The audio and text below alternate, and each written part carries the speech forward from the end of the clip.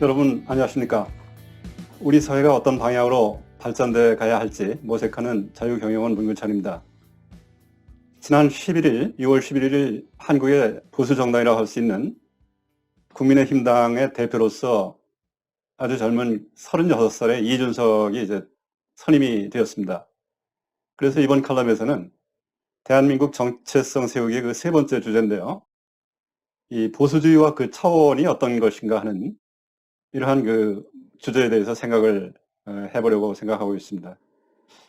보수주의 하면은 대개 모두가 다 알고 있는 듯 하면서도 사실은 많이들 오해하고 있고 또 어떤 경우는 지나치게 단순화해서 이해를 하고 있는 경우가 많이 있습니다. 이번에 이준석 대표가 당 대표 그 수락연설에서 이른바 비빔밥론이라고 하는 것을 제시를 했습니다. 이것도 그 보수주의에 포함되어 있는 여러 가지 속성 중에 그 한 단면을 잘 묘사하고 있다고 이렇게 보이는데, 그가 그 명시했듯이 우리 사회는 어떤 개인의 개성보다는 이 사람을 갖다가 어떤 전형에다가 이렇게 유형화한다 그러죠. 뭐 영어로는 스테레오타이핑이라고 이렇게 얘기를 하는데, 이런 것이 좀 만연해 있는 그런 사회라고 이제 볼 수가 있는데, 이런 것보다는 비빔밥처럼 각자 개인의 그 맛을 살리면서 전체적으로는 이 조화를 이루는 그러한 그런 모습으로 이 국민의힘 당이 변화를 해야 되겠다라고 하는 그 의미로 생각이 됐습니다. 오늘날 이 개인의 권리와 자유, 이것을 존중하는 자유체제, 그리고 그 반대편에 위치하고 있는 체제는 개인을 하나의 수단으로 생각하고 어떤 목적을 위해서 개인들이 일종의 도구가 되도록 강요하는 그런 체제가 있는데, 이것을 전체주의 체제라고 얘기를 하고 있죠. 이때 그 차이를 가르는 가장 중요한 기준이 바로 개인을 존중한다라고 하는 이 이념이라고 볼 수가 있습니다. 현재 그 여당, 집권당의 주류를 이루는 소위 586 세대, 이 사람들은 이제 스스로는 민주화 세력이라고 이렇게 얘기를 하고 있지만 내용상으로는 뭐 주체 사상을 신봉한다라든지 마르크스 레닌주의, 모택동의 어떤 혁명론, 이런 거를 신봉하는 그 운동권의 전력을 가지고 있는 사람들이죠. 이런 그 사상의 공통점은 개인의 자유보다는 집단적인 이데올로기를 중심으로 해가지고 이렇게 뭉치는 그런 점에서 이들에게 진정한 그 개인은 없다고 봐야 할 것 같습니다. 그런데 이제 586 세대도 이제 어느덧 나이가 50대 후반 내지는 60대에 이렇게 접어들고 그렇게 하는 동안에 그들 스스로 변화하기보다는 국민의 눈치 보기, 어떤 쇼맨십으로 위장하는 거, 그리고 내로남불식의 어떤 이중잣대, 이런 거를 바탕으로 해가지고 그야말로 기득권 세력이 이미 드러났고, 이번에 이준석 당대표 선임으로 자신들의 그동안에 가지고 있었던 어떤 비교적 젊은 어떤 이미지를 공유한다라고 하는, 점유하고 있다라고 하는 그런 그 생각마저도 이제 무너지면서 이 운동권 세력이 적잖이 당황한 것으로 이렇게 보입니다. 여기서 이 보수주의라고 하는 것이 무엇인가, 그리고 이제 보수 정당이라고 하는 것이 무엇인가, 이런 것을 좀 더 생각을 해봤으면 하는데요. 보수주의라고 하는 것을 실제로 자유민주주의하고 동의어라고 볼 수 있습니다. 말하자면 제대로 된 이 정의를 구현하는 그러한 그 정치적인 성향이다. 반면에 이제 급진 세력이 이제 보수주의를 갖다가 상당히 폄하를 많이 하죠. 뭐라고 폄하를 하든 간에 사실은 이 보수주의만이 자유민주주의를 지키는 그런 정치 사상이다, 이렇게 이제 볼 수가 있는데, 왜 그런지 같이 한번 생각을 해보도록 하겠습니다. 이 보수주의, 이것은 전통이라고 하는 말하고 가장 깊은 관련이 있습니다. 여기서 그 전통이라고 하는 이것은 뭔가 근본이 있고 품위가 있다는 그 의미가 있고, 품위, 반대로 설익은 어떤 급진주의자, 이것과는 다른 그런 전통이 있다라고 하는 뜻이죠. 또 그 신 앞에서 모든 개인은 평등하다라고 하는 의미에서 개인 존중의 사고하고 이제 깊은 관련이 있다, 그렇게 볼 수가 있겠습니다. 이번에 이제 알려진 사실 중에 이준석은 미국 보스턴 지역에 있는 그 명문 하버드 대학에서 수학을 했다 하는 것이 이제 더 넓게 이렇게 알려지게 됐는데, 여기서 수학을 하는 동안에 아마도 영국, 스코틀랜드, 그리고 미국으로 이어지는 어떤 자유, 보수주의적인 전통이 이제 상당히 그 체득이 어느 정도 이렇게 알게 모르게 됐을 것이다, 이렇게 볼 수 있는데요. 그 미국 사람들의 보수주의 전통이라 하는 것은 단지 이 사람들이 뭐 잘 살기 때문에, 돈이 많기 때문에 나타나는 그런 그 성향이 아니고요. 오히려 그 사람들의 삶이 규율이 있고 진실되고 그리고 성실한 그 사람들, 미국의 어떤 청교도적인 전통을 가지고 미국을 건국했던 그 오리지널 그 동부의 그 전통이 이제 그런 것이죠. 그렇게 성실하게 살다 보니까 결과적으로 이 성실한 개인, 이것이 결과적으로 이제 자본도 축적하게 되고, 그러면서 이 축적된 자유체제의 그 문명을 이룩하게 되고, 이렇게 된 것이지, 다시 말해서 이 돈이라 하는 것, 자본이라 하는 것은 하나의 결과일 뿐이지, 자본주의, 이 자유체제의 그 원인이 아니다 하는 것을 우리가 알아야 될 것 같습니다.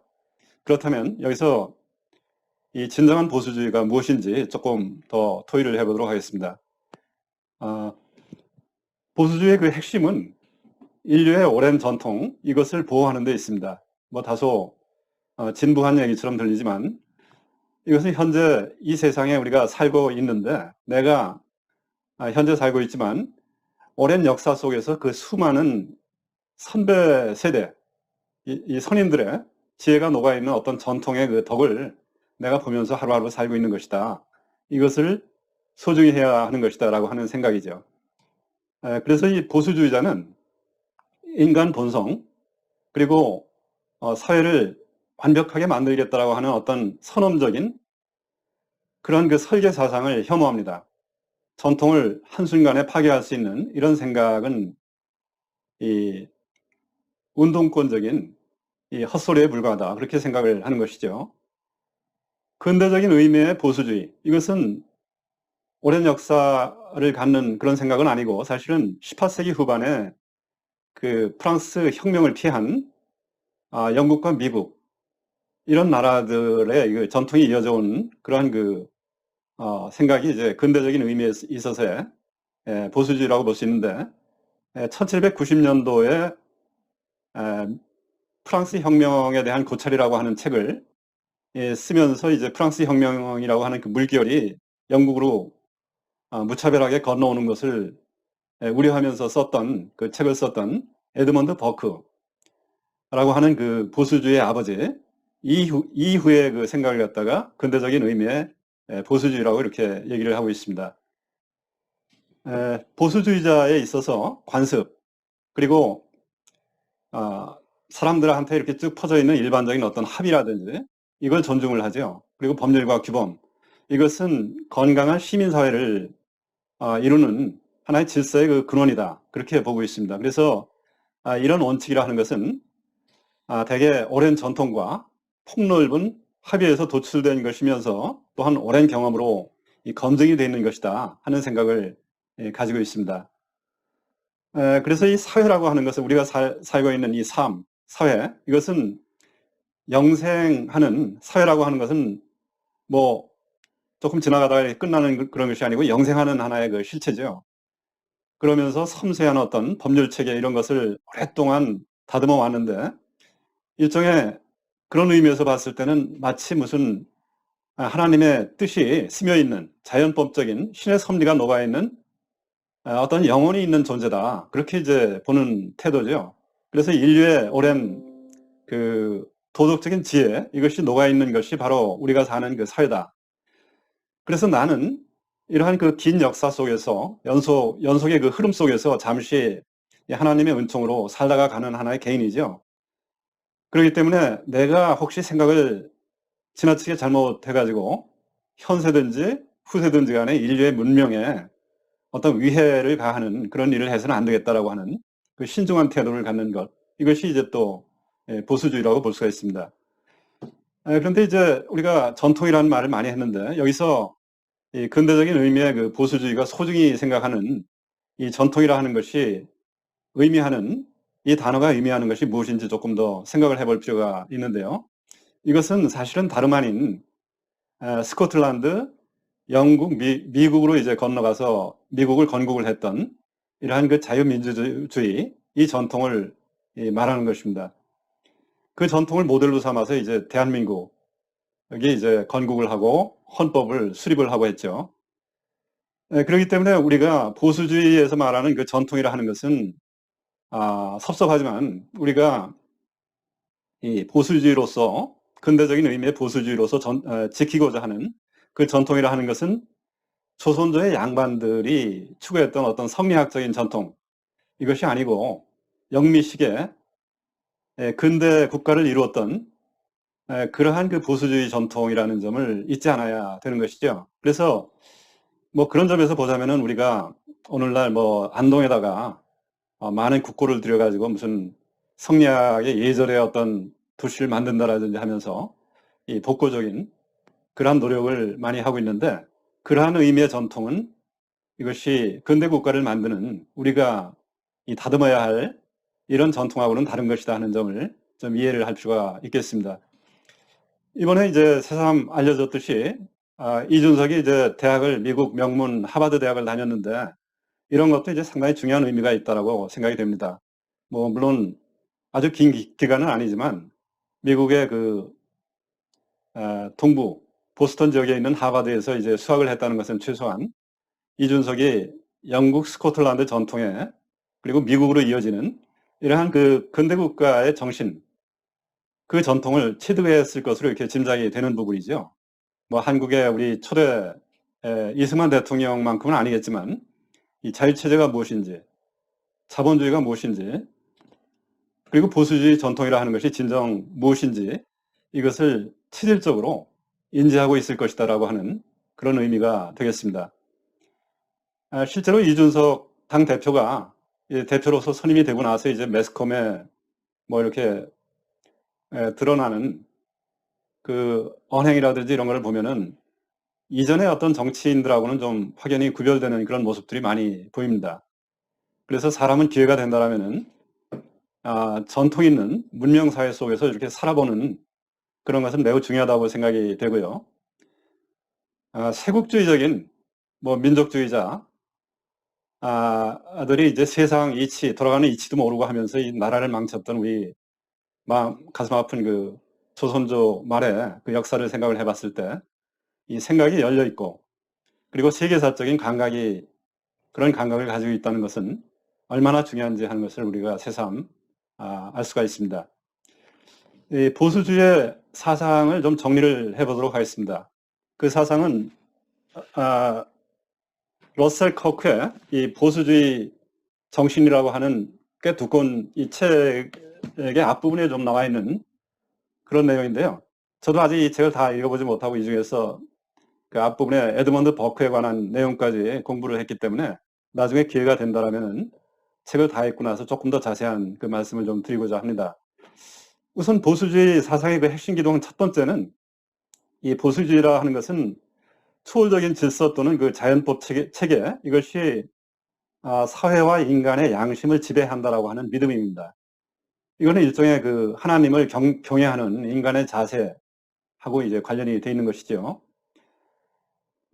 두 번째로는 모든 급진적인 체계, 이것이 가진 그 협소한 어떤 획일성, 평등주의, 뭐 공리주의, 이런 것을 목적을 이 전면에 내세우면서 각 개인이 가지고 있는 다양성이라든지 이런 인간 존재 신비, 이런 거를 하찮게 여기는 그런 것을 상당히 배격을 하는 것이죠. 이 개인, 개성, 이것을 존중하는 이 태도, 이것이 이제 보수주의입니다.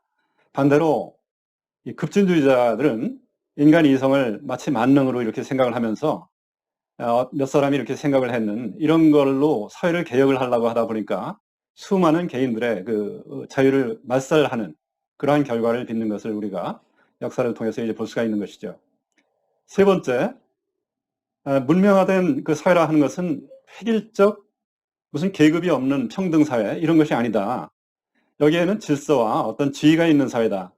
그리고 하나님 앞에 어떤 모든 인간이 평등한 이런 사회다 하는 것이죠.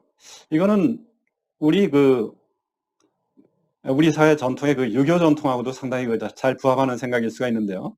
뭐 아버지와 아들 사이에는 친애가 있고, 뭐 임금과 신하 사이에는 의리가 있고, 부부 사이에는 어떤 침범하지 못할 인륜이 있는 것이며, 뭐 어른과 아이 사이, 어린이 사이에는 차례와 어떤 질서가 있어야 하고, 벗 간에는 친구 사이에는 도리와 믿음이 있어야 한다라는 어떤 상강오륜적인 이런 가르침을 뭐 거시것대로 옛날식으로 해석을 하는 것이 아니라, 그렇게 한다면 좀 문제가 있겠지만, 사람의 삶이라고 하는 것은 자신의 위치에서 이 질서를 지켜야 한다라고 하는, 이것은 보수주의적인 그런 사고하고 잘 통한다라고 볼 수가 있습니다.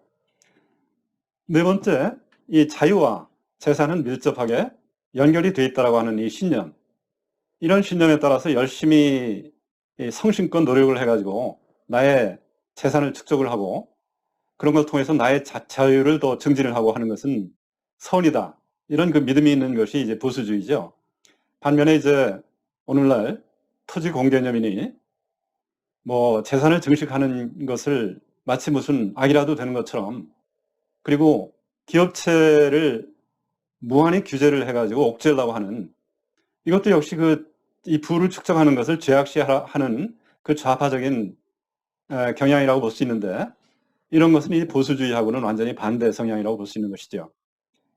그리고 다섯 번째, 법률과 규범을 믿고, 그렇기 때문에 추상적인 설계에 따라서 사회를 인위적으로 구성을 하려고 하는 이런 궤변론자들을 상당히 불신을 하는 그 태도라고 볼 수가 있습니다. 오늘날 그 소득주도 성장이라든지 최저임금제 이런 것을 밀어붙여가지고 결과적으로 자영업자들의 삶을 피폐하게 만든 이런 것은 뭔가 어떤 그동안 축적되어 있는 규범이라든지 전통, 이런 것을 추상적인 어떤 그 아이디어에 의해서 이게 설계하려고 했던 그런 그 결과라고 볼 수가 있는 것이죠. 마지막 여섯 번째는 이제 변화라고 하는 것이 반드시 유익한 개혁만은 아닐 수가 있다. 신중한 변화라 해야 된다. 라고 하는 것인데, 무엇이 필요한 변화이고 무엇이 반드시 지켜야 할 연속성의 가치인지, 이거를 잘 신중하게 가려서 변화를 해야 된다라고 하는 것이 이 보수주의의 그 변화관이죠. 반면에 마르크스주의라든지 이런 그 급진주의자는 인간은 스스로 완벽해질 수 있다, 이렇게 생각을 하면서 그 알량한 이 이성, 몇 사람의 이성, 이걸 자기들의 판단하에 사회를 개량할 수 있다라고 이렇게 믿고, 설계할 수 있다라고 믿고, 전통을 경멸하고 정치적, 사회적인 어떤 경제적인 평준화를 밀어붙이죠. 그 결과 사유재산 제도를 공격을 하고 포퓰리즘을 동원하는, 이것이 이제 좌파 급진주의라고 볼 수 있는데, 이 급진주의자 관점에서 본다라고 하면은 이 전통을 소중히 여긴다라고 하는 이 보수주의는 변화를 두려워하는 무슨 꼰대 같은 그런 이미지일 수 있겠지만, 이 보수주의는 무조건적으로 변화를 반대하는 것이 아닙니다. 꼭 변화해야 될 것이 무엇이고 변화하지 않고 지켜야 할 것이 무엇인지를 가려야 한다라고 하는 생각이죠. 이미 지난 일이지만 공수처라는 법률, 그리고 총선을 앞두고 무슨 비례정당이라고 하는 것을 만들어가지고 의회민주주의, 그리고 헌법의 아주 가장 기본적인 가치라고 볼 수 있는 이 상권 분립의 어떤 이 헌법 정신, 이런 것을 법률에 의해서, 그 헌법의 밑에 있는 법률이라고 하는 소위 이거에 의해서 이제 무력화하는 그 시도가 이제 그야말로 실천이 됐죠. 이런 것은 만약에 보수 정당이라고 하면은 절대로 시도하지 않았을 그러한 일종의 프랑스 혁명적인 헌법을 갖다가 무력화시키는 그런 변화라고 볼 수가 있는데, 장차 우리가 그런 일을 겪지 않았으면 좋겠지만, 만약에 공수처가 반대 진영의 어떤 유력한 이 지도자, 이런 사람을 갖다가 선별적으로 무릎 꿇리는데 이 목적으로 이 공수처를 작동을 시킨다라든지 했을 때, 이 자유민주주의라고 하는 것이, 이 헌정 체계, 이것이 송두리째 망가질 수 있다라고 하는 것을 우리는 분명히 알고 경계를 해야 되는 것이죠. 왜 전통을 존중해야 하는가? 이거는 그 유구한 세월을 거쳐서 이 정착되어 있다라고 하는 이 전통, 이거는 한두 사람의 생각이 아니고 그 역사 속에 수많은 사람의 그 생각이 녹아 있는 것인데, 뭔가 이 오늘날까지 우월한 전통이, 제도가 살아남아 있다. 이것은 그 반대로 열등한 어떤 전통, 제도, 이거를 추종했던 집단은 소멸하고 이것이 살아남아 있다 하는 것은 그만큼 그것이 진화론적으로 이 우월한 어떤 그 속성이 있기 때문에 이제 남아있는 것이죠. 이것이 바로 전통입니다. 그래서 오늘날까지 정착되어 있는 제도라고 하는 것은 뭔가 하나님의 뜻, 뭐 자연법적인 그런 뜻이 여기에 녹아있다라고 보는 것이죠. 뭐 하나님께서 보기에 뭐 좋았더라라고 하는 모습을, 그런 모습으로 진화한 것이 이런 전통과 그 제도라고 볼 수 있는 것이기 때문에, 그래서 존중을 해야 한다라고 하는 것입니다. 우리가 재정립하고 존중해야 할 이 근대적 의미의 보수주의, 이거는 프랑스 혁명에 대한 그 버크의 비판에서 정립되었다고 하지만 그 뿌리는 사실은 인류의 그 문명의 역사만큼이나 깊다고 볼 수가 있습니다.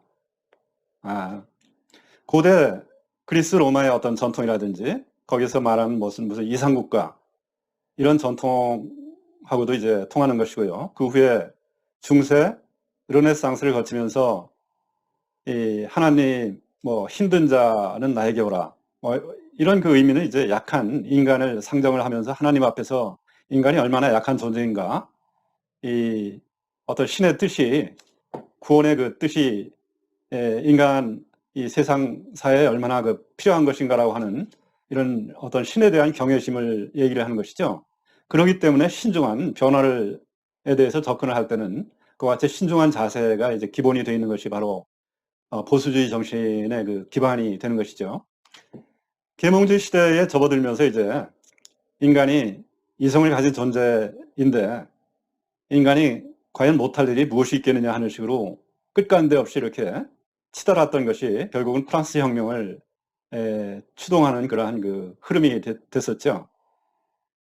반면에 신에 대한 어떤 경외심을 끝끝내 간직을 한 채 어떤 개인으로서의 본분을 성심껏 유지해야 한다라고 하는 그 태도, 이것은 스코틀랜드, 영국의 어떤 보수주의 전통인데 이것이 미국으로까지 건너가가지고 이제 미국 건국의 이 정신으로 이어졌다, 그렇게 볼 수가 있겠습니다.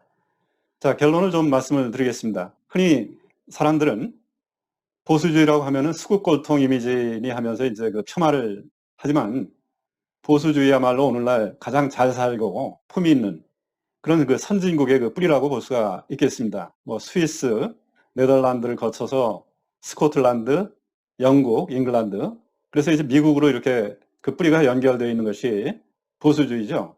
그 가치의 그 소중함을 알고 바로 이것이다 하면서 이제 이거를 우리가 따라서 이제 건국을 했던 것이 바로 1948년에 건국한 대한민국이다 하는 것을 우리가 잊지 말아야 되겠습니다.